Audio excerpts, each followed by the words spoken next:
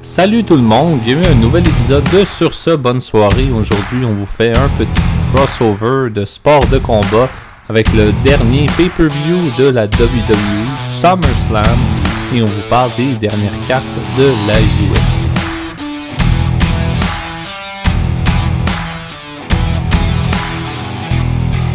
Commençons donc avec SummerSlam qui s'est passé le 3 août dernier, qui s'est passé au Cleveland Browns Stadium avec un record de SummerSlam, un public de 57 791 personnes. Donc, il y avait énormément d'attentes pour ce SummerSlam-là. On avait une carte avec les participants de Raw et SmackDown qui étaient vraiment à couper le souffle. C'était vraiment dû et on s'attendait tous vraiment à un SummerSlam historique. Donc SummerSlam, qui est quoté comme étant the biggest party of the summer à la WWE, fait partie du Big Five des pay-per-view avec le Royal Rumble, Money in the Bank, Survivor Series et WrestleMania. Évidemment, SummerSlam qui est le 5e. Donc c'est Triple H qui a parti le bal en s'adressant directement au WWE Universe. Donc, il a parlé au public, il a dit son fameux « Are you ready ?» Donc, Triple H, on voit dès le départ, qui est, depuis évidemment le départ de Vince McMahon, qu'il est 100% complètement investi dans la WWE, dans son public, dans le storytelling. Donc, il a promis un show qui allait perdurer, qui allait vraiment être un classique de SummerSlam, et on n'a vraiment pas été déçus. Et Triple H, pour de vrai, c'est vraiment l'homme de la situation pour toutes les bonnes prochaines storylines et les bons classic matches qu'il va avoir dans le futur de la lutte. Donc après que Triple H ait quitté, c'est The Miz qui vient de Cleveland, Ohio, qui a ensuite pris le flambeau de Triple H, qui s'est adressé lui à son public de chez lui en disant que SummerSlam avait établi un nouveau record avec une attendance de 57 791 dans le Cleveland Browns Stadium. Donc c'est un autre record de SummerSlam qui a été brisé. Évidemment, SummerSlam qui est le gros pay-per-view qu'il est depuis tant longtemps. Donc on est vraiment content que les records sont brisés et que l'histoire continue à se répéter dans les succès à SummerSlam. Donc, le premier host était évidemment The Miz, mais il y avait aussi Jelly Roll qui était le guest musical pendant ce SummerSlam. Et Austin Theory s'est un peu mêlé de ses affaires, si on veut. Il l'a coupé au milieu du ring et un moment assez... pour bien partir le show, en fait, Jelly Roll a chokeslam vraiment avec brio Austin Theory directement sur le mat du ring. Ça a vraiment été un chokeslam qui a vraiment été choquant, si on veut, parce que Austin Theory était vraiment rendu plus grand que nature, plus haut que nature, en fait. Donc, c'était vraiment une belle façon de hype up le WWE Universe dès le départ, et ça a vraiment été une très très bonne façon de partir le show et de vous dire que le show est officiellement commencé. SummerSlam est parti. Donc, le premier match de la carte était Liv Morgan, qui était la championne, contre Rhea Ripley, qui était accompagnée de Dirty Dominic Mysterio. Donc, c'était un match simple pour le titre des femmes, qui a duré quand même un bon 15 minutes 55 secondes, et il y avait énormément d'intensité dans ce match, puisque c'était le retour de Rhea Ripley qui revenait d'une blessure qui avait été faite par Liv Morgan de base. Et Liv Morgan, c'était grâce à Dominic Mysterio que justement Morgan avait battu Becky Lynch pour le titre. Et c'est encore grâce à Dominic Mysterio qu'elle a continuellement gagné et défendu son titre. Donc ces défenses de titre ont commencé une espèce de relation très amoureuse entre Liv Morgan et Dirty Dom. Dirty Dom qui était dans les épisodes de Raw qui était pas trop sûr, et Liv Morgan qui était complètement en amour avec le gars. Donc quand Rhea Ripley est revenue et que Dirty Dom venait d'embrasser Liv Morgan, ça a créé évidemment jalousie, violence et intensité dans la rivalité de Liv Morgan et Rhea Ripley, et ça a amené ce match à SummerSlam. Donc Vraiment, tout était prêt pour ce match. Ça a vraiment été un match très très intéressant. On a vu Rhea Ripley qui, si on a bien vu, a eu une blessure pendant le match et c'est avec la table des commentateurs qu'elle s'est refrappé l'os pour le replacer en place. Je ne sais pas si ça faisait partie du storyline du match, mais il y avait vraiment une genre de bosse après son bras. On pense que c'est un os, donc peut-être qu'elle s'est replacée l'os. Évidemment, ces femmes-là, c'est quand même des tough women, donc shout out à Rhea Ripley s'il s'est replacé l'os pendant le match. Et un des beaux spots, c'est Rhea Ripley, évidemment, fou de colère et de jalousie, évidemment, à cause de Dirty Dom, a pris une chaise et c'est Dominic Mysterio, évidemment, qui a dit « Qu'est-ce que tu fais? » Parce que le challenger ne peut pas gagner le titre via disqualification dans un match pour un titre. Donc, Liv Morgan a profité de ça pour frapper Rhea Ripley au visage, évidemment, pour répliquer. Mais le plus gros moment de ce match, évidemment, c'est quand évidemment, Liv Morgan a battu Rhea Ripley pour le titre, donc elle reste la Women's World Champion. Mais on a vu une espèce de heel turn, si on veut, de la part de Dirty Dominic Mysterio, qui avait dit au Raw précédent à Liv Morgan « Je ne t'aime pas, je te déteste, tu me répugnes ». Et à la fin du match, à SummerSlam, il embrasse Liv Morgan directement devant Rhea Ripley. Donc ça a été vraiment une défaite littéralement crève-cœur pour Rhea Ripley qui non seulement a perdu la chance de regagner son titre, mais a perdu en même temps Dirty Dominic Mysterio dans toute cette affaire. Ensuite, allons-y pour le deuxième match de ce SummerSlam et le plus court avec une durée de 5 minutes 40 comme au dernier pay-per-view. Bron Breakker qui se battait pour Sami Zayn pour une deuxième fois consécutive pour le Intercontinental Championship. Donc, comme au dernier pay-per-view, Money in the Bank, Bron Breakker et Sami Zayn, ça a vraiment été, comme j'avais dit au dernier podcast, short and sweet. Et encore une fois, ça a été ça, mais les deux, ils savent se battre. Ils ont une extrême bonne chimie dans le ring. Surtout Bron Breakker, qui a évidemment une énorme vitesse, mais qui est capable de quand même faire des beaux moves. Comme il a encore fait le fameux Frankensteiner du top rope à Sami Zayn, qui a encore une fois kick-out. Ça a été encore une fois un des beaux highlights de ce match. Mais c'est Bron Breakker, cette fois-ci, qui a non seulement kick-out du Blue Thunderbomb de Sami Zayn, mais qui a achevé, comme je pourrais dire, Sami Zayn, avec non seulement un, mais 2 spears. Et c'est ce qui a complètement scellé le match. Après 5 minutes 40 secondes, Bron Breakker devient le nouveau Intercontinental Championship et le tout devant son oncle et son père, les Steiner Brothers. Allons-y pour le troisième match de cette carte de SummerSlam 2024. Logan Paul qui défendait son United States Championship contre LA Knight hier. Et Logan Paul qui était accompagné de Machine Gun Kelly qui était un autre petit invité à SummerSlam. Donc, deux gros highlights dans ce match-ci. Évidemment, LA Knight et Logan Paul qui sont vraiment de très très bons lutteurs. Et Logan Paul qui est d'ailleurs entraîné par un des meilleurs lutteurs de tous les temps, Shawn Michaels, a fait un des plus beaux moves que j'ai eu la chance de voir dans un pay-per-view, un Springboard Moonsault. Et vraiment, ça a été performé avec brio et vraiment le WWE Universe a complètement aimé ça en criant le fameux This is awesome qui est devenu une phrase culte dans l'ensemble du WWE.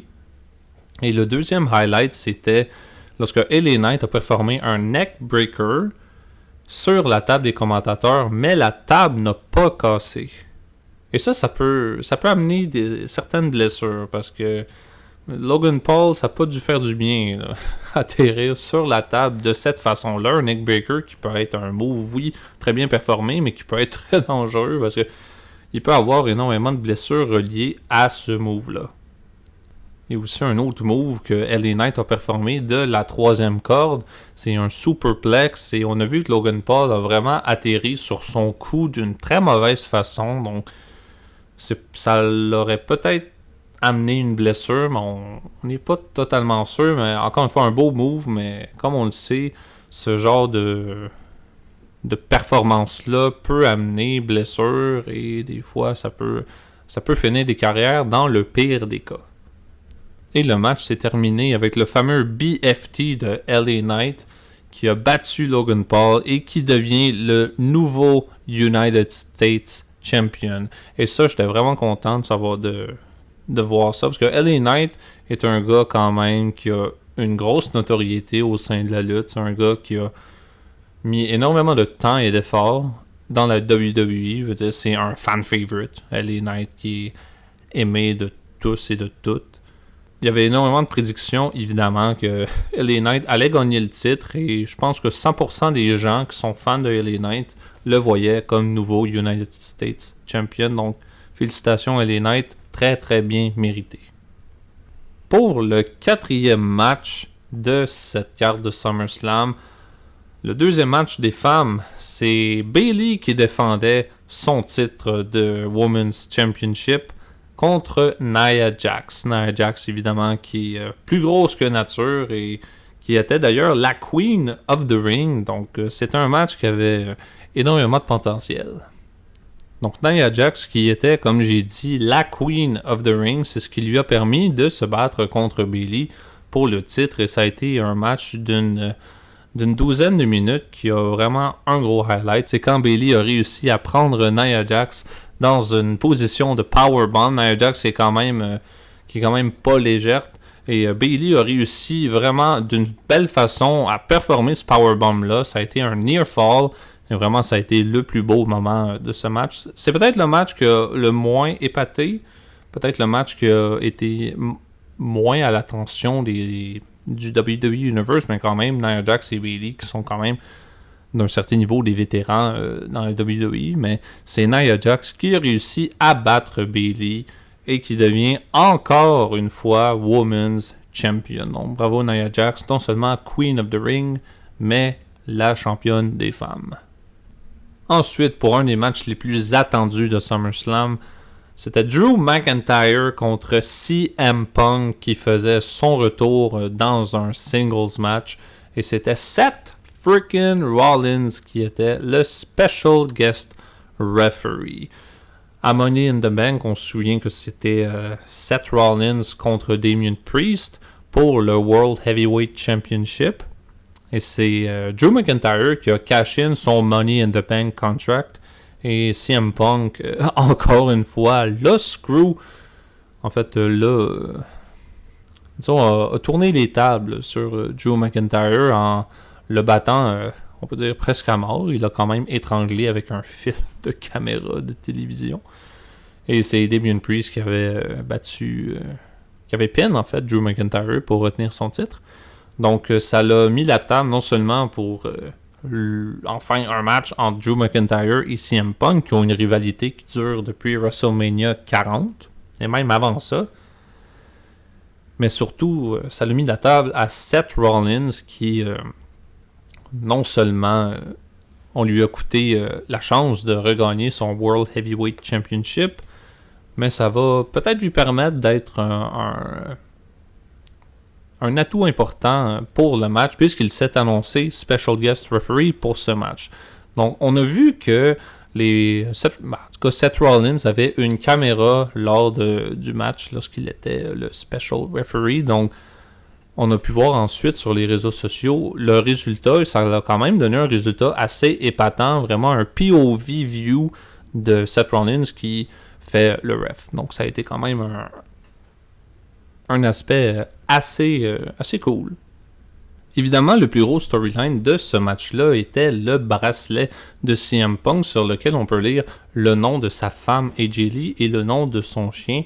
Et ce bracelet-là, a été pris par Drew McIntyre qui, lorsque justement McIntyre a attaqué CM Punk, a volé ce bracelet et l'a en possession depuis quelques semaines. Et ça est une raison des grosses colères et des sauts d'humeur, disons, de CM Punk durant les dernières semaines de Raw. Donc, ce bracelet-là a été évidemment à la possession de Drew McIntyre lors du match. Et à un moment donné, il est tombé sur le ring et c'est Seth freaking Rollins qui a ramassé le bracelet. Et CM Punk, lorsqu'il a vu que au poignet de Seth Rollins, le bracelet était là, donc ça a été un tournant dans le match, vu que ça l'a amené CM Punk à faire le GTS, le Go to Sleep, au referee, à Seth Rollins, et Drew McIntyre a profité de ce saut d'impulsivité de CM Punk pour lui asséner un low blow et pour le finir avec un fameux Claymore. Et Seth Rollins a compté le 1, 2, 3 et Drew McIntyre a gagné ce match, mettant vraiment une grosse barre sur cette rivalité. Et comme l'a si bien dit Drew McIntyre après le match, CM Punk a screw CM Punk. Et pour tout dire, Drew, tu as totalement raison. Pour le 6e match de SummerSlam, qui était en fait le main event pour Raw, c'était Damian Priest El Campeón qui défendait son World Heavyweight Championship contre The Ring General Gunther. Un autre nom qu'on pourrait donner à ce match, c'est l'implosion, disons, du Judgment Day, et j'y viendrai dans quelques instants, mais vraiment, ce match-là, ça a été surtout très notable pour un aspect, les chop blocks, qui est dans le fond, une claque qu'on donne sur le lutteur avec le revers de la main ou le dessus, en fait. Donc vraiment, Damien Priest et Gunther qui ont donné vraiment un spectacle pendant 16 minutes 40. Ça a été un match extrêmement violent, extrêmement sadique presque. Gunther et Damien Priest qui avaient la poitrine complètement rouge, et pour Gunther, ça a été ensanglanté aussi. Donc vraiment, Damien Priest et Gunther qui ont donné vraiment tout un show, mais disons que c'est un certain Finn Balor qui a un peu Steal the Thunder de Damien Priest qui venait d'asséner le South of Heaven à Gunther. Et c'est Finn Balor complètement out of nowhere pendant le pin qui a mis le pied de Gunther sur la corde, ce qui évidemment a mis un rope break au fall. Et c'est Damien Priest qui complètement choqué et complètement trahi par Finn Balor qui vient littéralement de lui coûter le titre. En tout cas, la préservation de son titre l'a pris a essayé de l'étrangler en tout cas, et Gunther, lui, a sauté sur l'occasion et a asséné un sleep holder, et ça a été fini pour Damien Priest qui a perdu par technical submission, et c'est Gunther qui devient le nouveau World Heavyweight Champion, le nouveau King of the Ring, mais le King de Raw à lui-même. Et allons-y maintenant pour le main event de SummerSlam 2024. Cody Rhodes qui défendait son Undisputed WWE Championship contre Solo Sikoa, le nouveau Tribal Chief, dans un match qui était sous les Bloodline Rules, tout comme l'était le match Cody Rhodes contre Roman Reigns à WrestleMania 40. Donc ça a été pas mal le même service que Gunther contre Damien Priest. Ça a vraiment été un match extrêmement bien performé. Cody Rhodes qui est quand même un vétéran de la lutte. Solo Sikoa, on a vu qu'il était capable de lutter lui aussi évidemment, qui est peut-être pas aussi talentueux que les Usos ou encore Roman Reigns.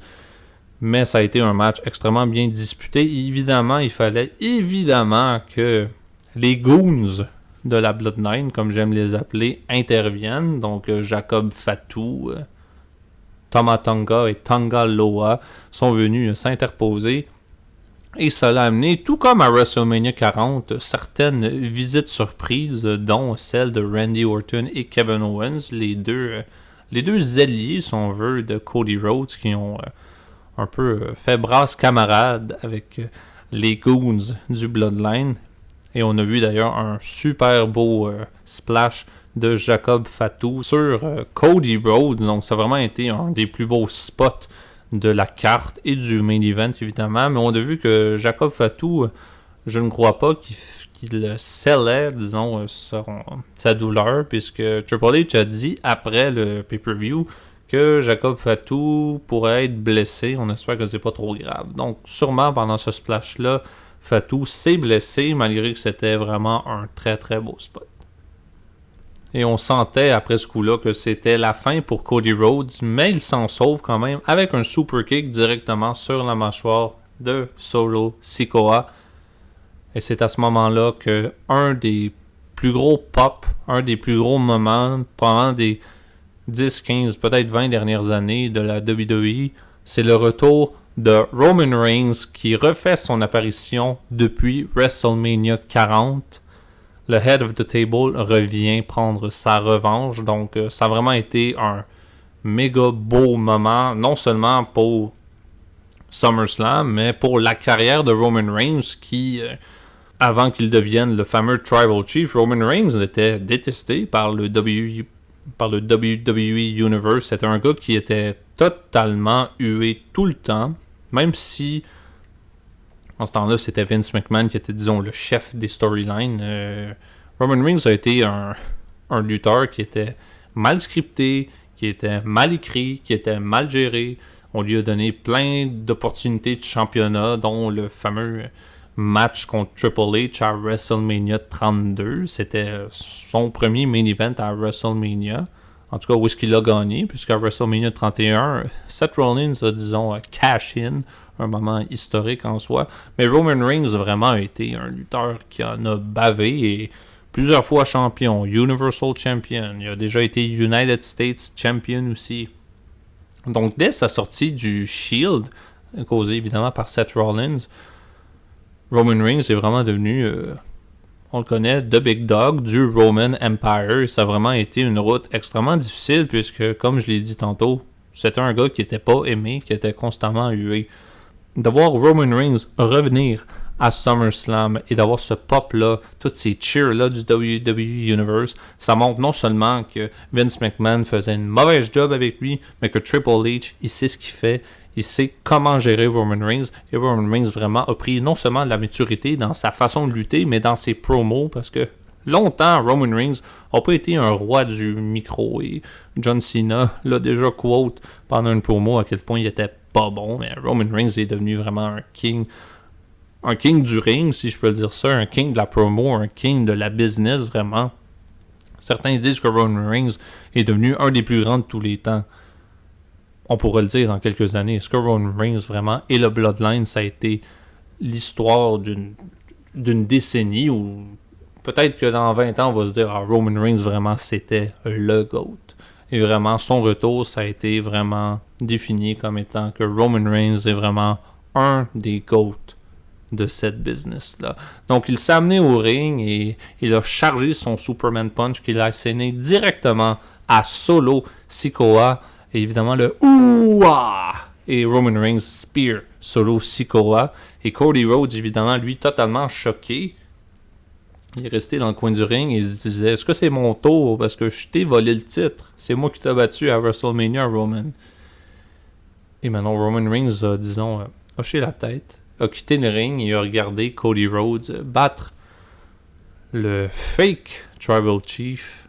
Et Cody Rhodes a retenu son titre de WWE Undisputed Champion. Et vraiment, quelle façon de clore SummerSlam 2024. Et on a longtemps eu la caméra visée sur Roman Reigns, qui a fait son retour officiellement à SmackDown le 9 août dernier. Donc vraiment, ça a été non seulement un moment que les gens attendaient, mais ça a été un moment qu'on pensait que ça serait arrivé peut-être à Money in the Bank, mais c'était pas le moment. Vraiment, SummerSlam, pour nous, ça a été le moment opportun pour ramener un des meilleurs lutteurs qu'on a vu dans la business se ramener dans le jeu, et on espère revoir Roman Reigns beaucoup plus dans les prochaines années comme étant vraiment le original Tribal Chief.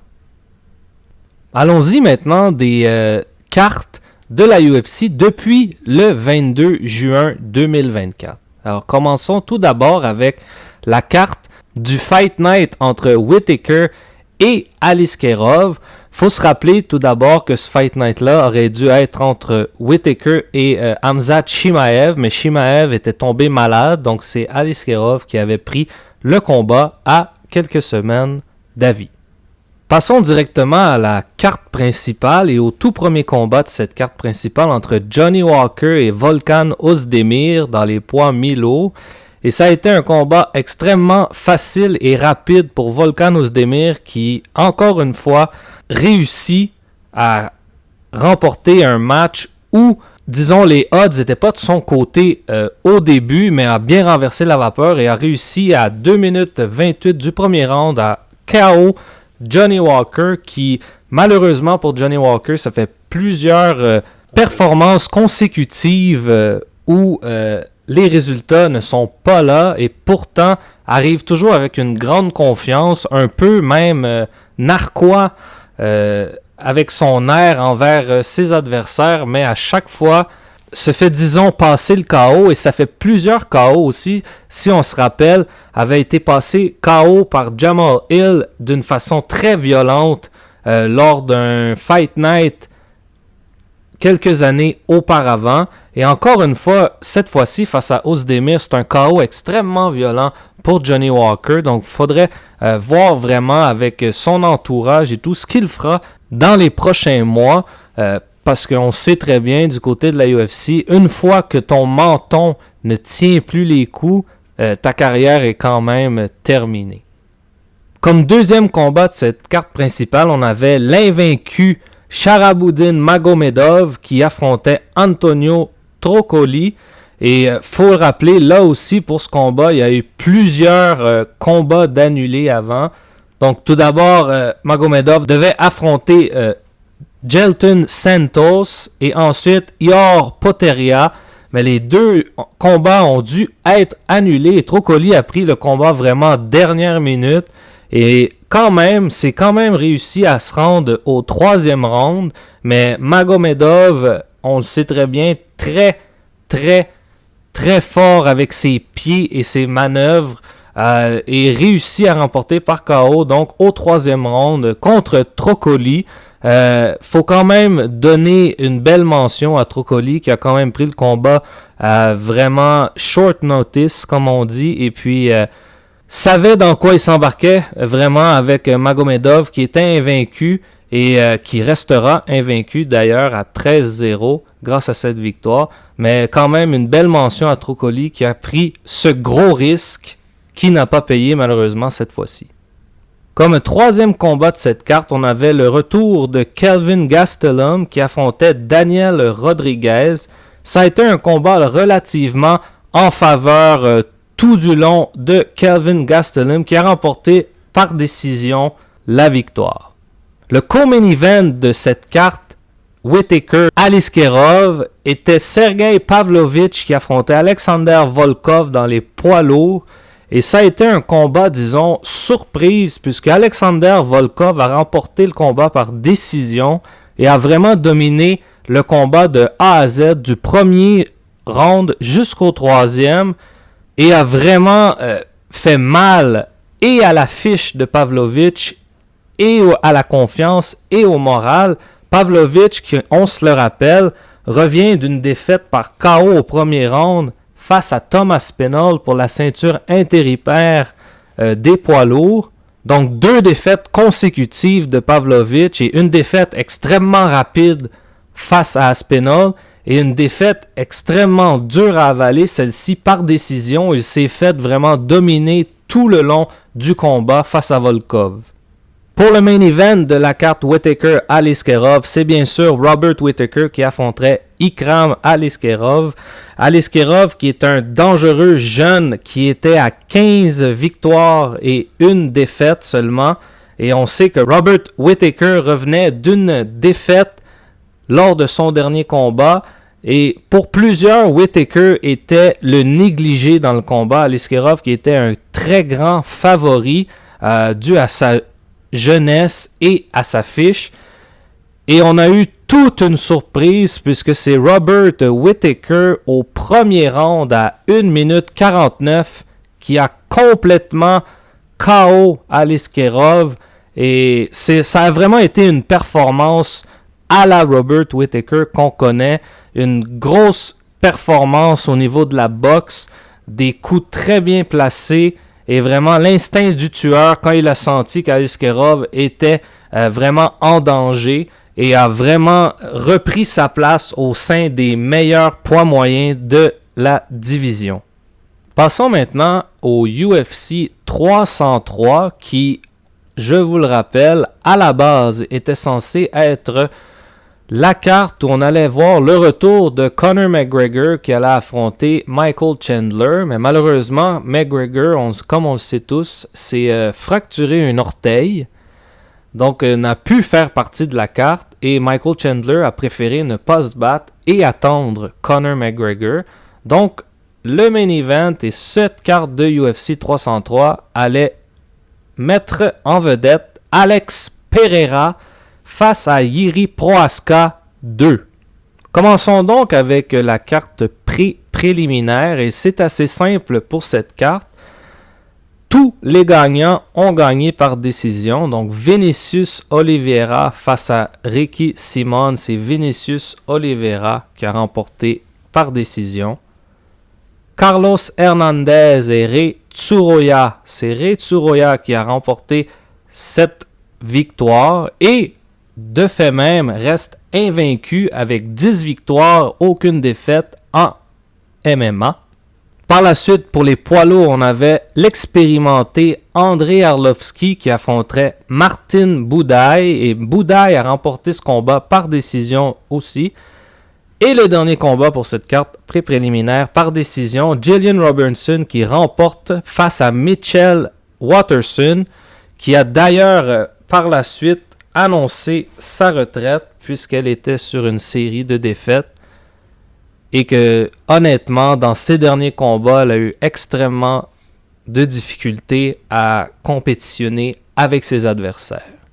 Allons-y maintenant de la carte préliminaire où on avait 2 Québécois qui faisaient partie de la carte. Tout d'abord, Peyton Talbot qui affrontait Yanis Ghemmouri. Et ça a été un combat extrêmement rapide, mais d'une violence extrême. Un KO à 19 secondes du début du premier round pour Peyton Talbot, qui a complètement assommé son adversaire, qui est tombé tête première au sol, et ça a été terminé pour lui. Une très grosse victoire pour Talbot, qui reste lui aussi invaincu à 9-0 en MMA. Par la suite, notre premier Québécois, c'était Charles Jourdain qui affrontait Jean Silva. Et là, malheureusement pour Jourdain, ça a été extrêmement difficile. Un premier round très dur. Et par la suite, Jean Silva, à 1 minute 22 du deuxième round, a terminé Jourdain par KO. Et a démontré à tout le monde comment il était vraiment supérieur à Jourdain. Pour le troisième combat de cette carte préliminaire dans les poids plumes, Cub Swanson qui affrontait André Fili. Et c'est André Fili qui a remporté son combat par décision au troisième round. Et pour le combat principal de cette carte préliminaire, c'était Joe Pyfer qui affrontait Marc-André Barriault. Et on se rappelle, Joe Pyfer, à son dernier combat face à Jack Hermanson, avait perdu et ça avait mis beaucoup de doutes pour lui et pour les supporters de la UFC. Mais ça a été extrêmement rapide face à l'autre Québécois, Marc-André Barriault.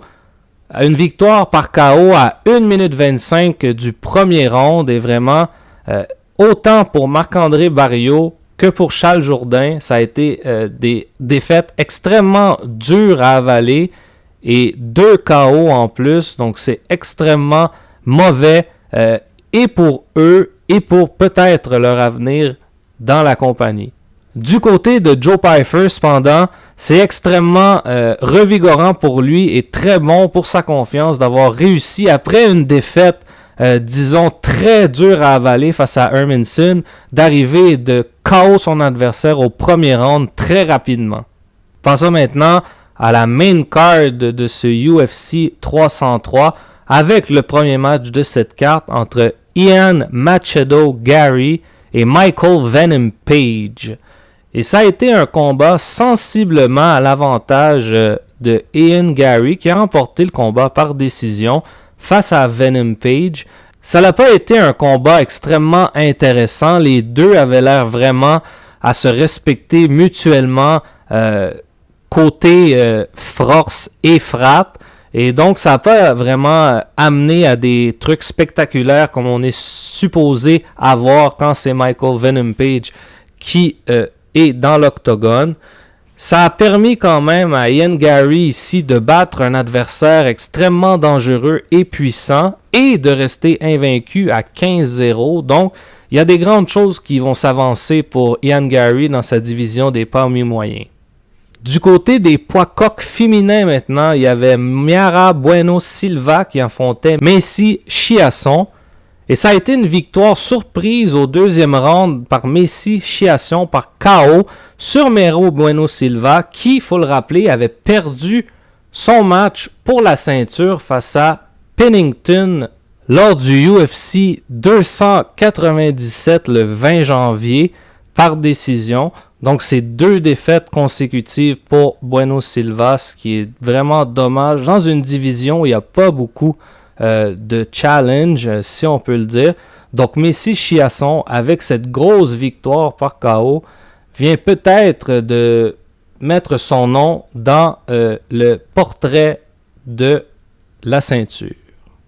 Par la suite, on avait Anthony Smith qui affrontait Roman Dolidze. Et avant que je vous parle du combat, il faut tout d'abord aller aux événements qui ont précédé le combat. Tout d'abord, ce combat, à la base, était supposé d'être entre Jamal Hill et Khalil Rountree Jr. Khalil Rountree a été suspendu pour avoir pris des substances qu'il n'aurait pas dû. Il a donc été remplacé par Carlos Ulberg. Mais malheureusement, Jamal Hill s'est blessé et a dû déclarer forfait. Donc on a appelé Anthony Smith qui a accepté d'affronter Carlos Ulberg. Mais malheureusement, Carlos Ulberg s'est blessé et n'a pu participer. Donc on a appelé Roman Dolidze. Et on a réussi à avoir le combat entre Smith et Dolidze qui s'est terminé par une victoire par décision de Roman Dolidze sur Anthony Smith. Donc, honnêtement, ce combat-là était un peu perdu d'avance. C'était vraiment qui fera le plus d'efforts que l'autre pour l'emporter puisque les deux n'étaient même pas supposés d'être sur la carte au départ. Pour le combat co-principal de cette UFC 303, c'était tout d'abord censé être Brian Ortega qui devait affronter Diego Lopez, mais malheureusement, quelques heures seulement avant le combat, Brian Ortega est tombé malade et il y a eu un truc qui honnêtement n'arrive jamais dans ce sport, un combattant qui a accepté de combattre avec 2 heures seulement de préavis au combat. Et c'est Danny Gay qui a répondu à l'appel et a affronté Diego Lopez dans ce combat de 3 rounds avec seulement 2 heures de préavis. Et Diego Lopez a naturellement remporté le combat, mais ce qui est surprenant, c'est qu'il a remporté par décision. Danny Gay, sans camp d'entraînement, sans préparation contre l'adversaire, a vraiment bien réussi à tenir les 3 rounds au complet. Et a réussi quand même à donner un peu de challenge à Diego Lopez qui, en bout de ligne, réussit à remporter ce combat et à continuer sa bonne série de victoires impressionnantes au niveau de la UFC. Faut quand même souligner que puisque c'était un combat qui avait été, disons, finalisé 2 heures à l'avant, le combat se disputait sur des poids variables, donc c'était pas dans une catégorie nécessairement. Et pour le main event, on le rappelle qu'il était supposé être McGregor contre Chandler, mais on a eu un très bon remplacement avec Alex Pereira et Jiří Procházka 2. Et ça a été vraiment un combat tout à l'avantage d'Alex Pereira. Vraiment, au premier round, il avait réussi même peut-être à le KO, si vraiment la cloche n'avait pas sonné, j'ai l'impression qu'il aurait pu KO Procházka au premier round. Ça a été un premier round dominé complètement par Pereira. Et on a bien vu au retour, au deuxième round, dès le début, Procházka ne se protégeait pas bien, avançait beaucoup. Et Pereira a délivré un des plus beaux kicks de l'année pour vraiment mettre Procházka par terre et le terminer avec des hammer fists pour le mettre KO et remporter en 13 secondes du deuxième round une autre victoire et une autre défense de son titre des poids mi-lourds. Ce qui va être intéressant maintenant pour Alex Pereira, c'est que toute la compétition, à peu près, dans les poids mi-lourds, ont été abattus. On pense à Prohaska, Blachowicz, Jamal Hill, bien sûr. Le seul qui reste peut-être à tenter une chance du côté des poids mi-lourds, c'est Mohamed Ankalaev. Ça reste encore à voir. Mais il y a plusieurs personnes, et même Joe Rogan, qui auraient demandé à Dana White d'essayer d'avoir un combat entre Alex Pereira et John Bones Jones. Et ça pourrait être un combat extrêmement intéressant, extrêmement divertissant. J'ai vraiment l'impression que ça n'arrivera jamais. Par exemple, ça va être extrêmement difficile, je crois, de faire le combat entre les deux. Mais ça serait vraiment un combat vraiment de rêve si ce combat-là pourrait arriver. Passons maintenant au Fight Night du 13 juillet entre Rose Namajunas et Tracy Cortez. Passons tout de suite à la carte principale de ce Fight Night. Tout d'abord avec un combat qui a été arrêté très tôt et sans décision entre Abdul Razak Al-Hassan et Cody Brundage. Et ça a été, comme je vous l'ai dit, un combat qui a été arrêté très tôt, à 37 secondes du premier round seulement. Et ça a été une sans décision, puisque Al-Hassan a décerné quelques coups en arrière de la tête de Brundage. Et les médecins ont déclaré que Brundage était incapable de continuer le combat. Donc ça s'est terminé sans décision malheureusement. Et ça semblait extrêmement pénible pour Brundage après les coups derrière la tête. Faut dire aussi qu'il avait été ébranlé avec une droite d'Al-Hassan auparavant. Mais les coups ensuite en arrière n'ont pas aidé et semblait, pendant qu'il parlait au médecin, demander qu'est-ce qui s'est passé, qu'est-ce qu'il y a eu. Donc vraiment, on espère pour Brundage qu'il n'y a rien de plus grave. Pour le deuxième combat de cette carte, c'était Julian Erosa qui affrontait Christian Rodriguez. Et ça a été une victoire surprise un peu de Julian Erosa par soumission au premier round face à un Christian Rodriguez qui était 11-1 avant ce combat. Donc ça a été une très belle performance au sol du côté d'Erosa, ce qui a vraiment permis de réussir cette victoire. Par la suite, dans les poids mi-moyens, on avait Gabriel Bonfim qui affrontait Ange Losa. Et ça a été une victoire par décision de Bonfim sur Losa. Un combat qui a été dominé quand même près de la moitié du temps par Bonfim. Losa qui avait beaucoup de difficultés à le toucher et à se déplacer correctement. Et Bonfim était vraiment en mesure de répliquer à toutes les petites attaques que Losa tentait de lancer. Ensuite, du côté des poids légers, on avait Drew Dober qui affrontait Jean Silva, qui lui, Silva, on se le rappelle, avait fait partie de la carte du UFC 303, donc se battait sur une autre carte en plus, a été appelé d'urgence puisque Mike Davis devait affronter Drew Dober, mais malheureusement a déclaré forfait. Et ça a été une victoire surprise de Jean Silva au troisième round par KO, a complètement dominé Dober au troisième round avec plusieurs coups de coude très importants qui ont fini par terminer Dober à 1 minute 28 du troisième round. Par la suite, dans le combat co-principal dans les mi-moyens, c'était Santiago Ponzinibbio qui faisait un retour encore une fois et qui affrontait Muslim Salikov. Et ça a été une victoire de Salikov par décision avec un combat nettement dominé de A à Z par ce dernier. Pour le combat principal de cette carte, c'était entre Rose Namajunas et Tracy Cortez qui devaient affronter durant la semaine du 20 juillet Miranda Maverick, mais qui a été appelée en renfort puisque Macy Barber n'a pu être présente pour le combat face à Namajunas dû à une blessure. Donc ça a été un combat nettement dominé par Namajunas, autant au niveau des frappes debout que de la possession au sol et des amener au sol. Ça a été une domination de Namajunas sur Cortez qui quand même venait avec beaucoup de confiance malgré son appel tardif pour le combat.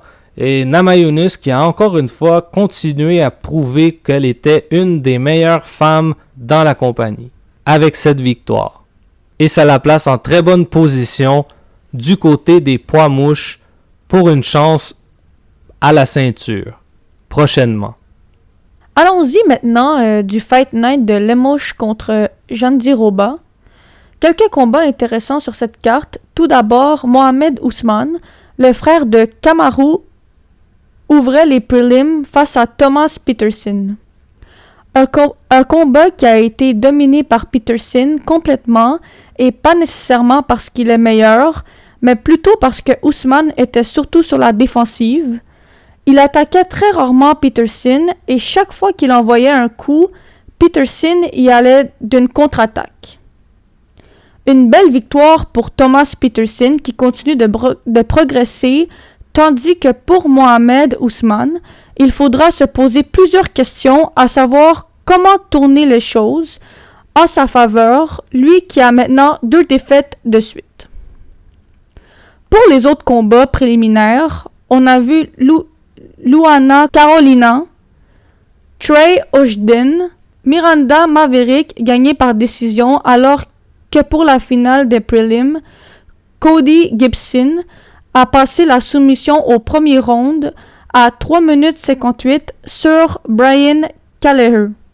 Pour ce qui est de la carte principale, tout d'abord le combat entre Brad Tavares et Park Jun-young a été annulé dû à un problème médical de la part de Park. Pour ce qui est des autres combats, on a vu Ider Hamil remporter son combat par KO à 1 minute 5 du premier round face à Lee Jong-young.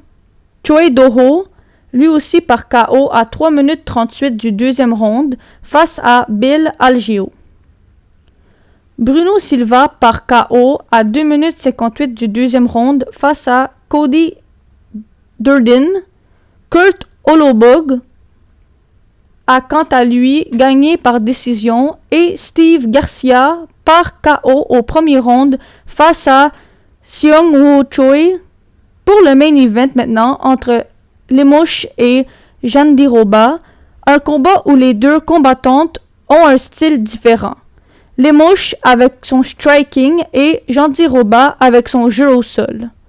Dès le début, Lemos a tenté d'imposer ses attaques debout, mais Jandiroba a pris le contrôle avec ses emmenés au sol et a vraiment neutralisé les attaques de Lemos. Au deuxième round, Jandiroba a réussi à amener Lemos au sol et a exécuté un armbar parfait qui a scellé sa victoire et a démontré sa grande supériorité au niveau du Jiu-Jitsu.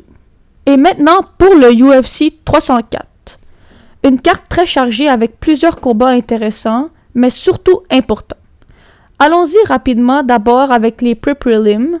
Tout d'abord, Shona Bannon a remporté par décision son combat face à Alice Ardelin. Mick Parkin a continué sur sa belle lancée dans la catégorie des poids lourds en restant parfait à 10-0 grâce à un KO à 3 minutes 23 du premier round face à Lucas Bresky. Sam Patterson y est allé d'une deuxième victoire consécutive par soumission au premier round face à Kiefer Crosby. Modestas Bukauskas, malgré un premier round très difficile, s'est sauvé avec la victoire par soumission au troisième round face à Marcin Prachio. Et Oban Elliott a gagné quant à lui par décision face à Preston Parson. Du côté des prelims maintenant, 2 combats étaient à surveiller. Tout d'abord, Mohamed Mokaev face à Manel Kape. Beaucoup d'animosité dans ce combat. Plusieurs histoires en dehors de la UFC entre les deux, mais malheureusement le combat n'a pas livré les attentes et sur plusieurs minutes, peu de choses se sont produites, résultant à une victoire par décision de Mokaev, qui par la suite, en conférence de presse, a été remercié par le président Dana White, stipulant que le combattant était un problème à gérer. Molly McCann, à domicile, a été vaincue par Bruna Brasil par décision. McCann n'a jamais été en mesure d'établir des attaques concluantes alors que Brasil a eu le dessus tout au long du combat. À noter aussi les victoires de Jake Hadley et de Nathaniel Wood, tous deux par décision. Du côté de la main card, on a ouvert ça avec le combat de Arnold Allen et Giga Chikadze, qui s'est terminé par une victoire d'Arnold Allen par décision sur un combat où il y aurait pu en avoir un peu plus du côté des deux combattants.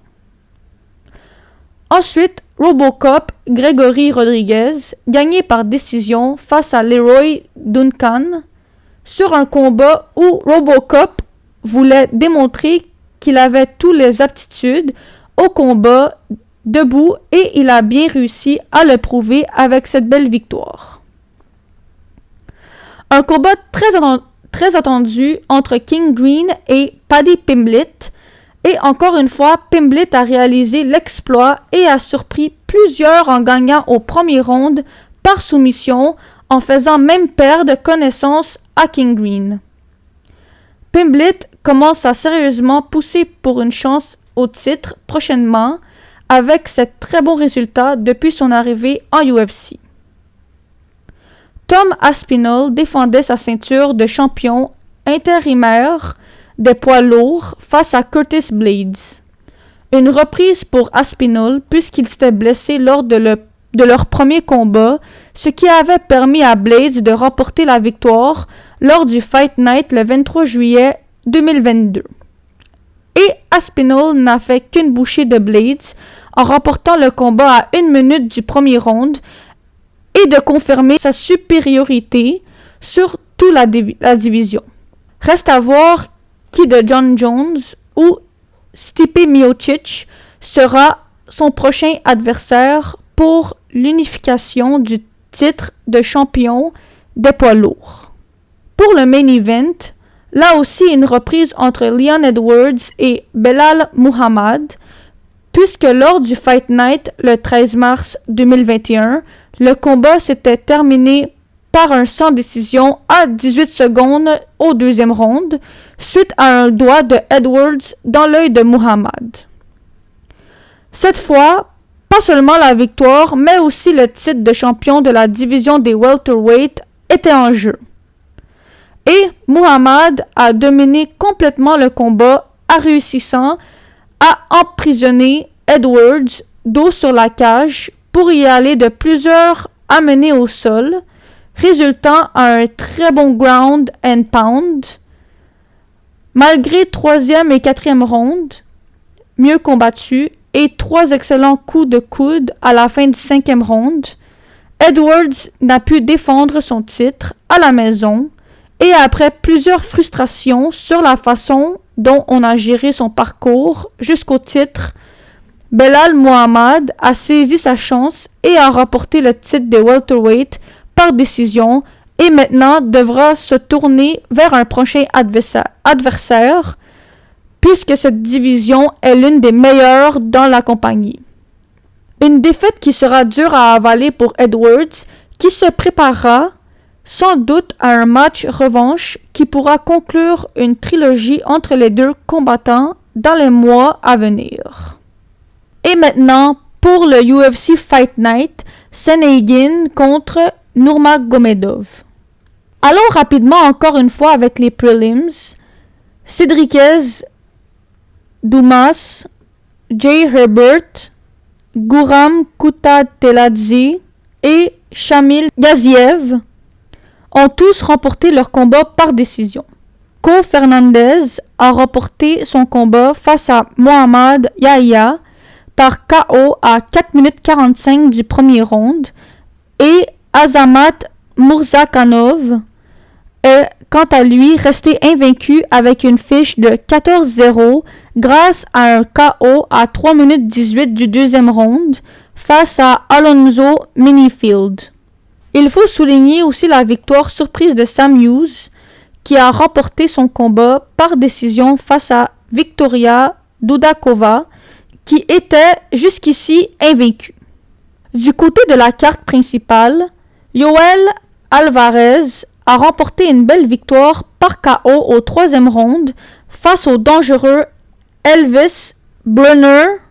Après 2 défaites consécutives, Mackenzie Dern a remporté son combat face à Lupita Godinez par décision avec une très grosse amélioration sur son efficacité à combattre debout avec plusieurs bons coups. Tony Ferguson a quant à lui perdu un 8e combat consécutif face à Michael Chiesa par soumission au premier round. On a aussi vu une semi-retraite pour El Coucou, alors qu'il a déposé un gant dans l'octogone. Davison Figueiredo a remporté par décision son combat face à Marlon Vera. Vera, qui en est maintenant à 2 défaites de suite, devra rebondir rapidement s'il veut une autre chance au titre des poids coqs. Shara Magomedov est resté parfait avec une fiche de 14-0 grâce à sa victoire face à Mikhail Oleksiejczuk, qui quant à lui en est à 3 défaites consécutives. Et le combat principal entre Corey Sandhagen et Umar Nurmagomedov, qui était sans aucun doute un combat de qualification pour le prochain à affronter soit Sean O'Malley ou Merab Dvalishvili, qui eux vont s'affronter lors du UFC 306 le 14 septembre prochain pour la ceinture des poids coqs, qui pour le moment appartient à Sean O'Malley. Nurmagomedov a continué sa domination en restant invaincu à 18-0 et remportant par décision son combat qui, du début à la fin, a été dominé grâce aux amenés au sol et aux divers coups lancés par ce dernier. Il devient ainsi le non officiel challenger numéro 1 pour la ceinture des poids coqs et sera attentif au combat du UFC 306 entre O'Malley et Dvalishvili en septembre. Allons-y maintenant d'un aperçu rapide sur les prochains événements UFC à venir. Tout d'abord, il y a eu ce samedi 10 août le UFC Fight Night entre Martin Tybura et Sergey Spivak. Le 17 août prochain, ce sera le UFC 305 entre Dricus du Plessis et Israel Adesanya pour la ceinture des poids moyens. Un combat qui est très intéressant et très important pour les deux hommes, et spécialement pour Israel Adesanya qui revient depuis sa défaite face à Sean Strickland. Par la suite, le 7 septembre, ce sera le Fight Night entre Gilbert Burns et Sean Brady. Le 14 septembre, c'est le UFC 306 où on verra Sean O'Malley affronter Merab Dvalishvili pour la ceinture des poids coqs. Et on aura en co-main event aussi pour la ceinture des poids mouches féminins Alexa Grasso qui défendra son titre face à Valentina Shevchenko pour la 3e fois. Et le 26 octobre à l'UFC 308, ce sera le combat entre Ilia Topuria et Max Holloway pour la ceinture des poids plumes. Et pour le moment, on a une carte pour ce UFC 308 extrêmement intéressante. C'est sûr qu'on est encore extrêmement loin du 26 octobre, mais pour l'instant, les autres combats annoncés pour cette carte seront Robert Whittaker qui affrontera Hamzat Chimaev, Cyril Gane contre Alexander Volkov, Magomed Ankalaev face à Alexander Rakic, et Jeff Neal face à Rafael Dos Anjos. Donc pour le moment, ce sont les cartes qui sont annoncées et les combats annoncés. Bien sûr, on va vous en parler un peu plus en profondeur dans les prochains épisodes. Merci tout le monde pour ces informations. On a autant hâte aux prochains événements UFC qu'aux prochains événements WWE, comme j'en ai parlé tantôt. Merci tout le monde, encore une fois, de nous avoir écoutés. J'espère, comme à l'habitude, qu'on vous a instruit autant que diverti. Et on se revoit la semaine prochaine pour un nouvel épisode. Merci et bonne soirée.